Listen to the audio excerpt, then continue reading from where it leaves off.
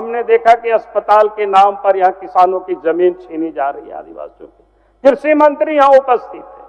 मैं तो कहूंगा कि आप सब लोग एक बार जा करके देखिए वो खेती की जमीन है कि नहीं है।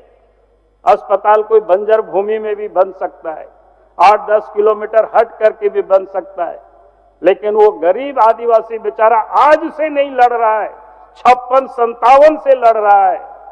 अब 56-57 से लड़ते लड़ते 2025 भी अपनी जमीन को बचाने के लिए नगरी के लोग अगर लड़ाई लड़ेंगे तो खेत में कब काम करेंगे, अपने बाल बच्चों को कब पढ़ाएंगे लिखाएंगे। और जो लोग उनके साथ के लिए लोग आंदोलन करते हैं तो उनके ऊपर आप केस कर देते हैं।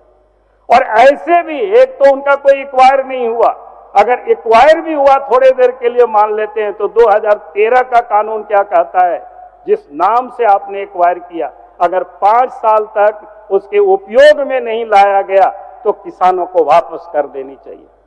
और मैं समझता हूं हेमंत सोरेन के नेतृत्व में सरकार है, जल जंगल जमीन की बात करते, आदिवासी की बात करते, और आदिवासी ही अगर जमीन से उजाड़ दिए जाएंगे तो फिर आदिवासी बेचारा कहां जाएंगे। ऐसे ही झारखंड में आदिवासी 1951 से लेकर के 2011 तक 46% से घट करके आज यहां मात्र 26% हो गए। और इसलिए मैं कहूंगा कि आदिवासियों के साथ कम से कम शिक्षा मंत्री उनके पिताजी बड़ी क्रांतिकारी है जमीनों के लिए, तो हम समझते हैं कि उनकी पुत्री भी उस नक्शे कदम पर चलेगी और उन आदिवासियों की जमीन को उजाड़ने नहीं देगी।